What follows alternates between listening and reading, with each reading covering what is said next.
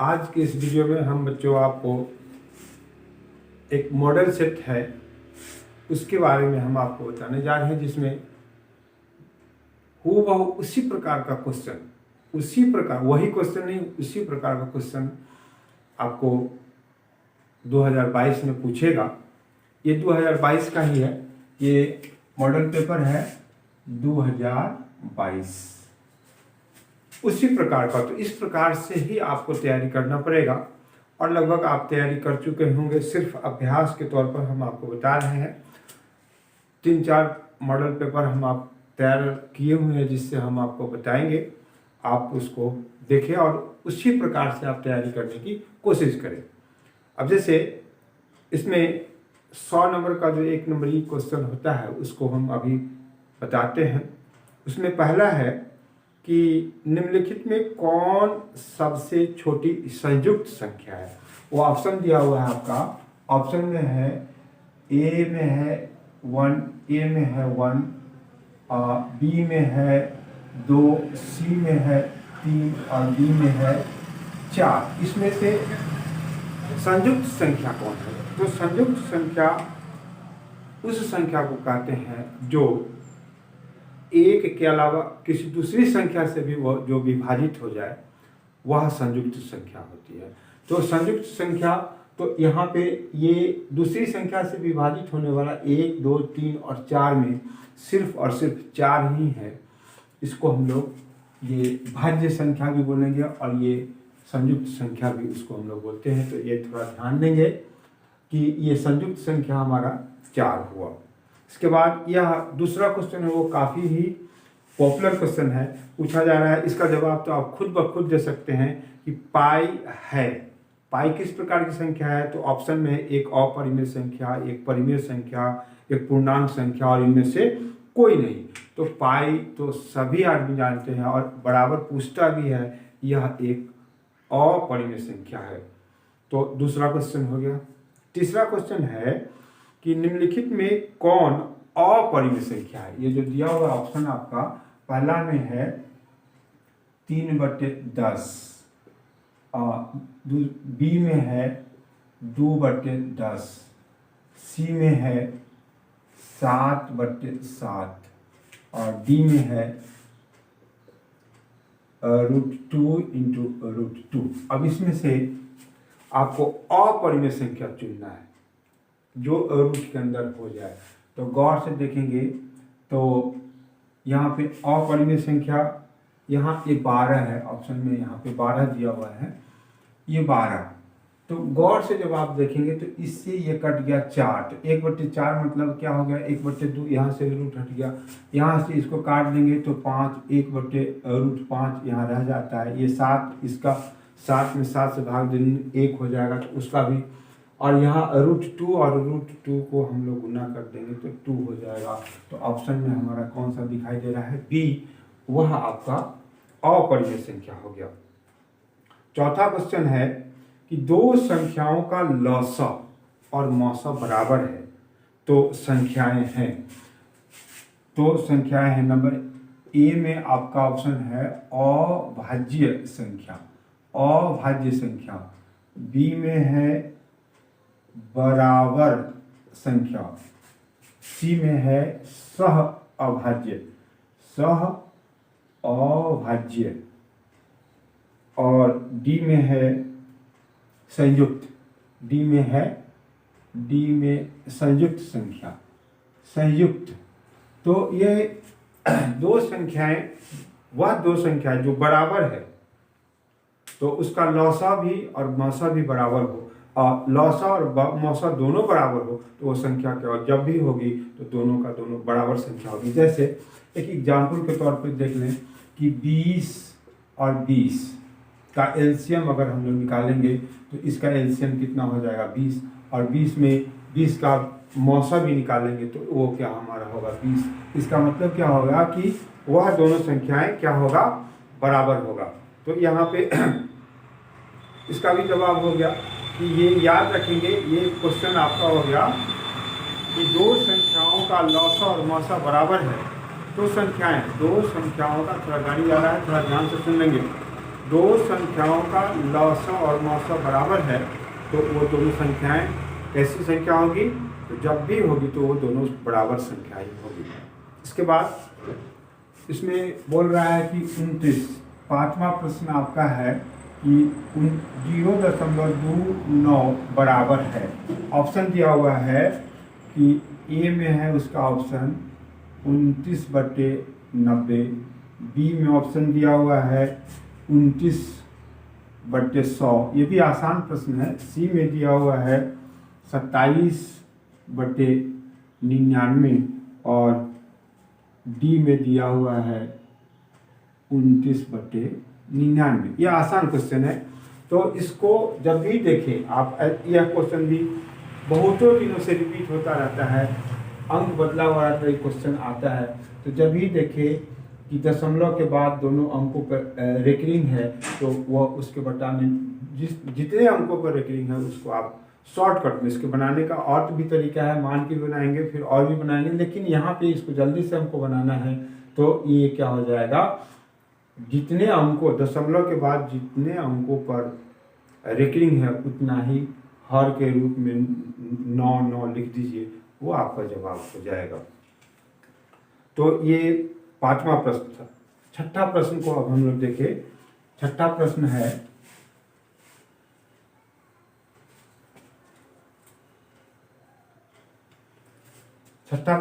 One minus sine square 60 degree बराबर है।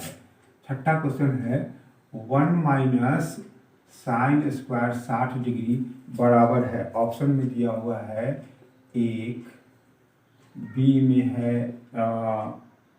1/2, सी में है 1/4 और डी में है 0। तो इसको हम लोग निकालेंगे तो 1 माइनस साइन स्क्वायर थीटा ये हो जाएगा आपको कॉस स्क्वायर थीटा, मतलब कॉस स्क्वायर 60 डिग्री। और कॉस 60 डिग्री का मान होता है 1/2।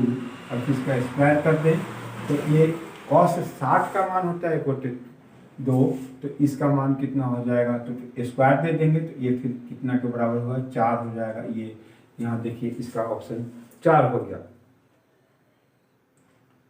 सातवां प्रश्न है निम्नलिखित में किसका दशमलव प्रसार शांत है। तो इसके लिए हम लोग हर में ऑप्शन है, ऑप्शन भी हम लिख देते हैं। ऑप्शन दिया हुआ है ए में है 7/40, बी में है 5/21, सी में है 23/196 और डी में है 31/121। तो इसके लिए सबसे जो तरीका है उसका कि हर का हम लोग गुणनखंड करेंगे। अगर उसके गुणनखंड में 2 या सिर्फ 5 या 2 और 5 है तो वह सहअभाज्य होगा, वह दशमलव के बाद सहअभाज्य कहते हैं, शांत होगा, वह कहीं ना कहीं जाके दशमलव के बाद अवश्य कट जाएगा। तो वैसी संख्या आपको यहाँ दिखाई दे रहा है 8 पंचे 40, ये 40 लिखा हुआ है और 8 का गुणनखंड 2 2 2 और इधर फिर इसका 5 हमारे पास आ गया। इसका मतलब यह क्या हो जाएगा, शांत हो जाएगा।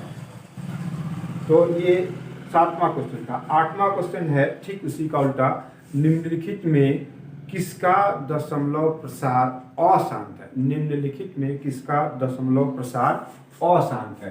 तो उसका ऑप्शन दिया हुआ है ए में है 5/8, बी में है 6/15, सी में है 19/552 और डी में है कितना 31/343।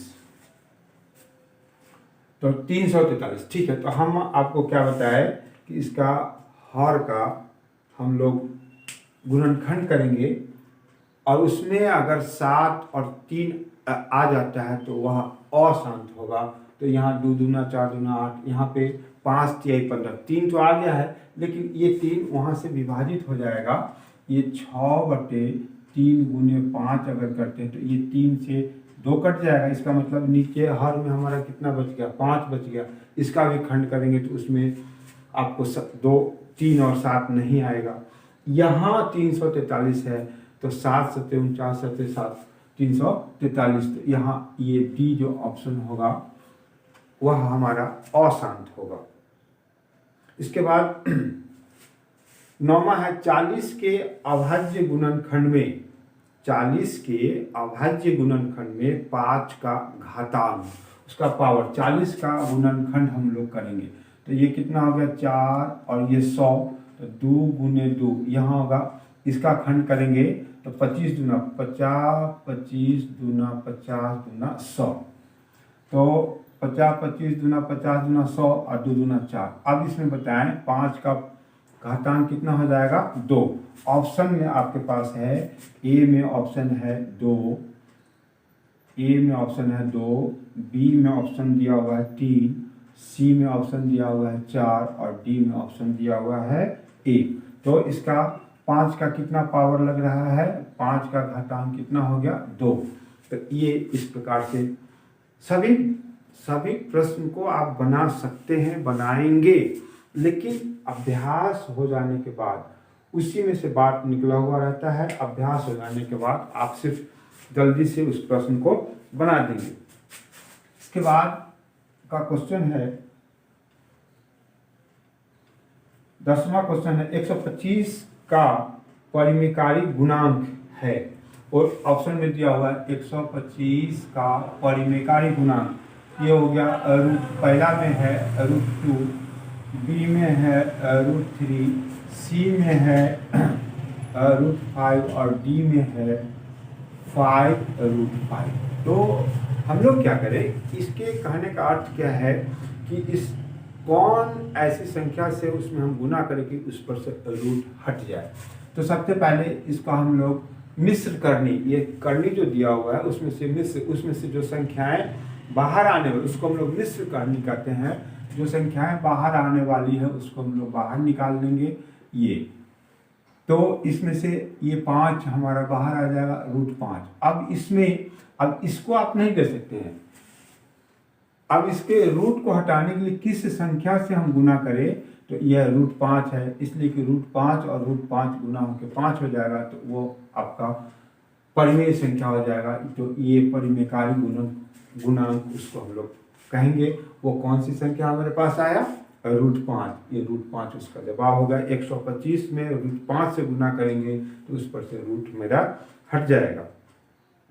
इसके बाद का प्रश्न है कि निम्नलिखित में कौन सा युग्म सह-अभाज्य है जिसका मौसा 1 हो। ये 16, पहला में ऑप्शन दिया हुआ है 1 16 का एक युग्म है, पेयर दिया हुआ है 15 20 का एक पेयर दिया हुआ है, सी में दिया हुआ है 21 और 84 का दिया हुआ है, और फिर डी में ऑप्शन दिया हुआ है 13 और 65 का। ध्यान से देखें तो सिर्फ और सिर्फ यही एक संख्या है 9 और 6 जो किसी दूसरे से कोई एक संख्या इसको भी और इसको भी विभाजित नहीं करेगा। मतलब उसका महत्तम समावर्तक कितना हो जाएगा, 1 होगा। उसी को हम लोग सह-अभाज्य संख्या बोलते हैं। इसके बाद है रैखिक। इसमें सभी जितने भी आपके पास सिलेबस है, सभी सिलेबस से एक निचोड़ बीच में से निकाल के दिए हुए रहता है। जैसे यहाँ देखिए, रैखिक बहुपद में शून्यकों की संख्या होती है। तो रैखिक बहुपद में शून्यकों की संख्या 1 होती है, क्योंकि उसका पावर 1 है। द्विघात समीकरण में शून्यकों की संख्या 2 होगी, त्रिघात समीकरण में शून्यकों की संख्या 3 होगी। तो ये तो बहुत ही ऑप्शन भी दिया हुआ है, उसका ऑप्शन आप जान जाए। लिखें हम क्या, आप खुद उसको समझें कि रैखिक बहुपद में शून्यकों की संख्या 1 होती है। बहुपद x-1 का शून्यक है, ये आपको पूछा जा रहा है x-1 का शून्यक है। ऑप्शन में ए में दिया हुआ है 1, बी में दिया हुआ है 0 और सी में दिया हुआ है 2 और डी में दिया हुआ है नन ऑफ दिस, इसमें से कोई नहीं। तो इसका शून्यक निकाल लेंगे 0, तो x बराबर कितना हो जाएगा 1। ये ऑप्शन नंबर ए उसका जवाब हो गया। उसके आगे का प्रश्न है 14वां प्रश्न है, किसी द्विघात बहुपद के शून्यक किसी द्विघात बहुपद के शून्यक -4 एवं 7 हैं तो द्विघात बहुपद होगा। ऑप्शन तो है, फिर भी हम ऑप्शन लिख देते हैं। वैसे आप समीकरण को बहुपद को बना भी सकते हैं। बहुपद बनाने का सूत्र क्या है? x² minus alpha plus beta x plus alpha into beta, ये सूत्र हो गया। चलो ठीक है। इसके बाद इसमें है कि एक शून्य का आपका कितना है? -4 और बीटा को हम लोग मान लें 7। तो इससे ऑप्शन दिया हुआ उसको देख लो, ऑप्शन भी लिख देते हैं। x² minus 4x plus 7, B में दिया हुआ है x² प्लस 3x माइनस 28, सी में दिया हुआ है x² माइनस 3x माइनस 28 और डी में दिया हुआ है x² प्लस 3x प्लस 28। अब हम लोगों को ये इसके बारे में समझना है। इस सूत्र पर पहले क्या करें? अल्फा प्लस बीटा को हम लोग निकाल लें। तो इस दोनों को अल्फा प्लस बीटा हमारे पास कितना हो जाएगा? -4 जोड़ 7, ये कितना हो गया? 3। अल्फा इंटू बीटा कितना हो जाएगा? -4 गुने 7, ये 28। अब यहाँ हम लोग 3 x² माइनस अल्फा, ये minus plus 3 alpha into beta क्या हो जाएगा? 3x। इसके बाद क्या है? प्लस अल्फा इंटू बीटा, यहाँ पे -28 होगा। अब इसको सरल करेंगे तो x² माइनस 3x माइनस 28, ये सी नंबर का ऑप्शन आपको दिखाई दे रहा है। x² माइनस 3x माइनस 28, ये द्विघात बहुपद का बहुत ही बेसिक क्वेश्चन है। ये समीकरण शून्यक दिया हुआ है तो उससे हम बहुपद कैसे बनाएंगे? तो मेन इसको है थ्योरी, मेन सवाल यहाँ है कि कैसे बनाया जाए। तो कुछ भी दिया रहेगा हम आराम से बना देंगे। x² minus alpha plus beta x plus alpha into beta, इसको याद रखेंगे तब फिर आप आसानी से प्रश्न को बना सकते हैं। इसके बाद 15 नंबर का क्वेश्चन देखिए कि एक द्विघात बहुपद के शून्यकों का योग, यहाँ शून्यक दिया हुआ है, सिर्फ अल्फा दिया हुआ और बीटा दिया हुआ है। यहाँ शून्यकों का योग दे दिया है कितना? योग तथा गुणनफल क्रमशः 5 और 6 है। ये देखें, यहाँ पे शून्यकों का योग और गुणनफल, मतलब आपके पास अल्फा प्लस बीटा दिया हुआ है 5 और अल्फा इंटू बीटा दिया हुआ है 6। तो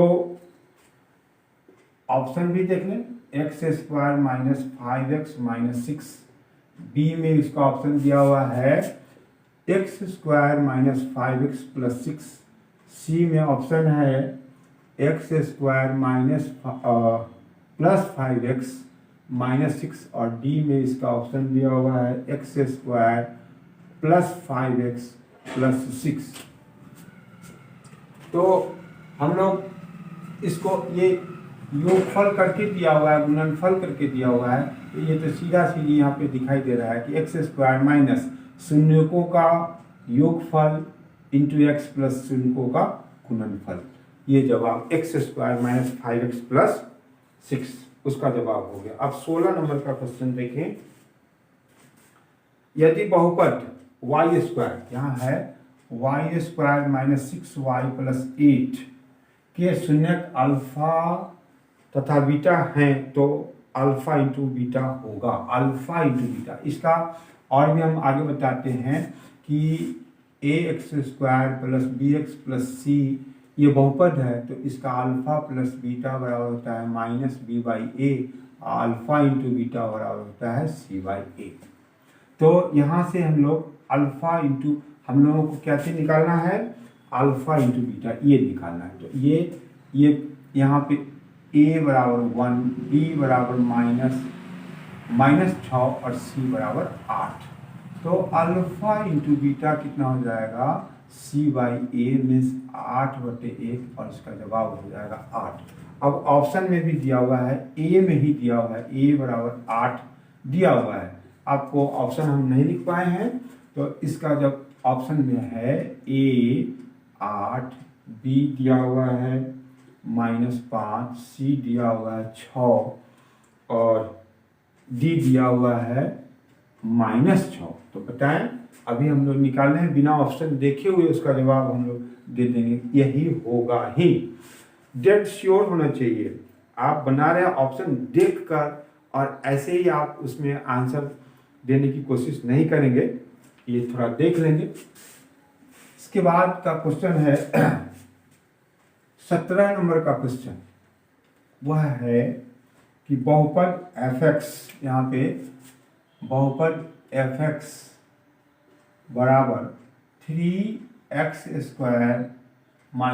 7x + 2, तो f-1 का मान क्या होगा, निम्नलिखित में से कौन होगा। तो यहाँ ऑप्शन देख लें, पहले लिख देते हैं a बराबर -8, ऐसा करो, a बराबर -8, बी में ऑप्शन दिया हुआ है 12, सी में दिया हुआ है -12 और डी में दिया हुआ है 0।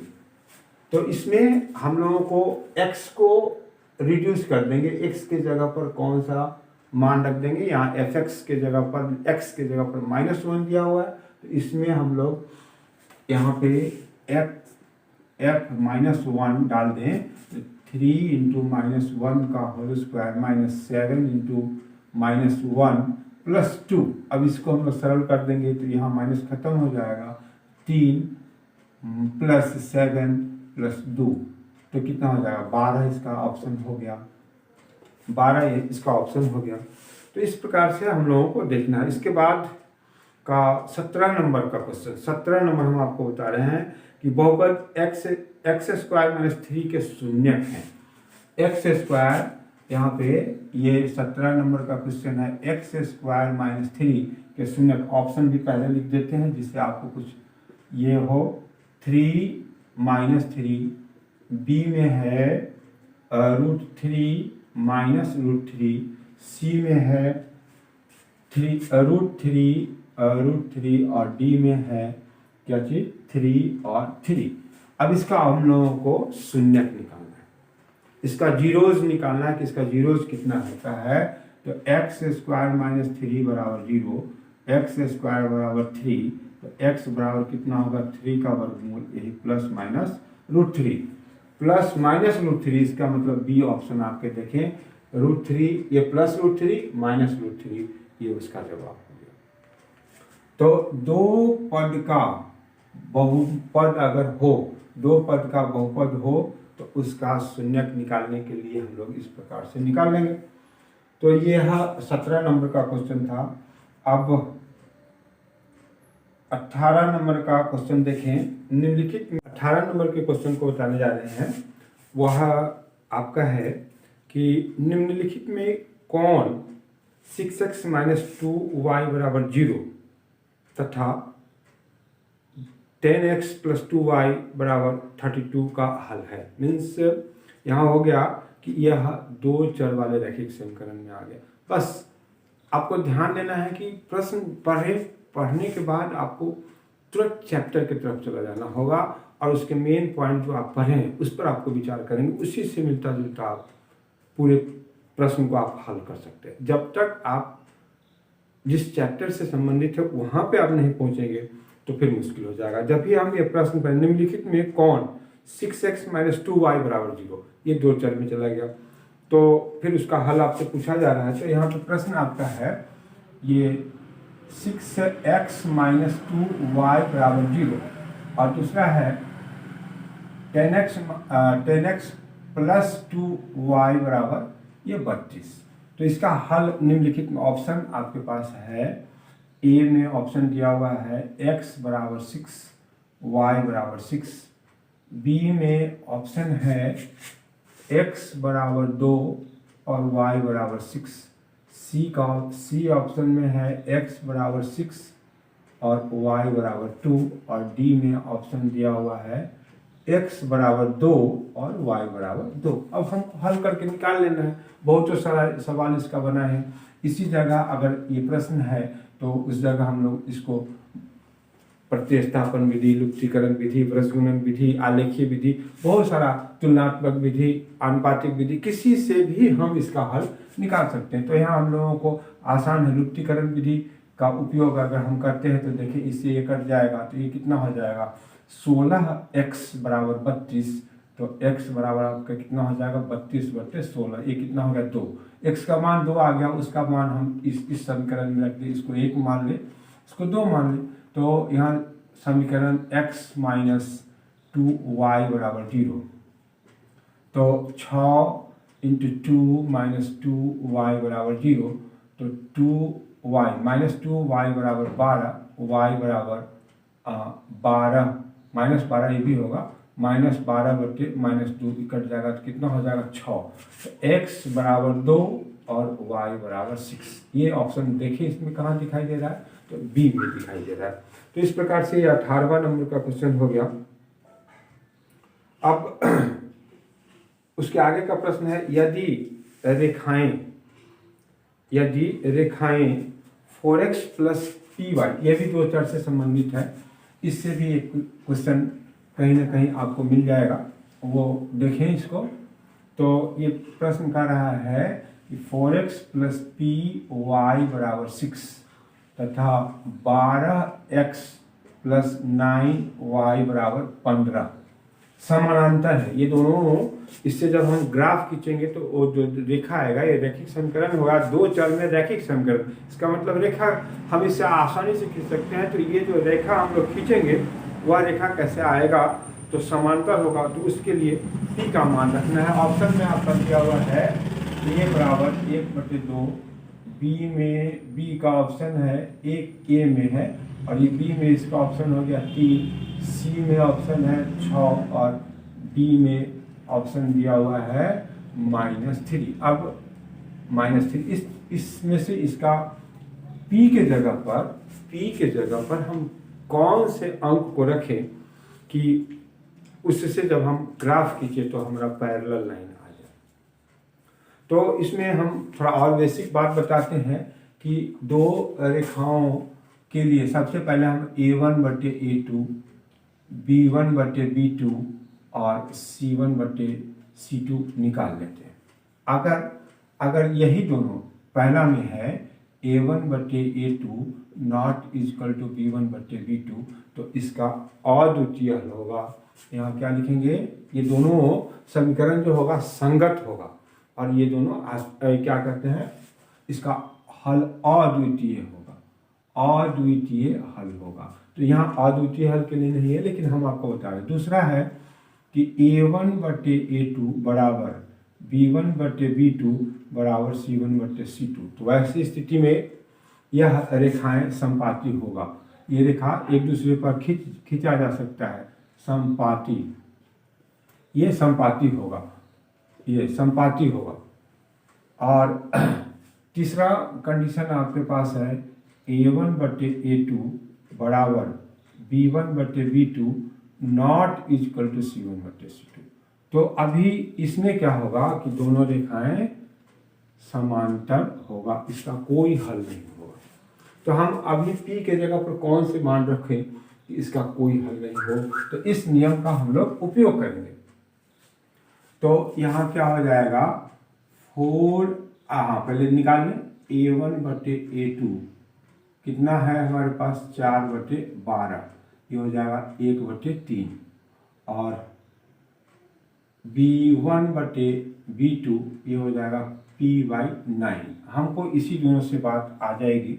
तो यहाँ हम लोग क्या लिखेंगे a1/a2 बराबर b1/b2। तो यहाँ हो गया 1/3 डाल दें, और यहाँ हो जाएगा p/9। तो 3p बराबर 9, तो p बराबर कितना हो जाएगा 9/3, 3 तिहाई 9।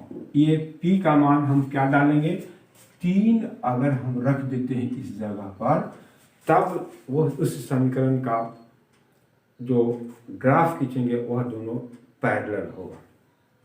तो इस प्रकार का प्रश्न हुआ। उसके आगे का प्रश्न है, इसमें हम तीनों बात बता दिए हैं।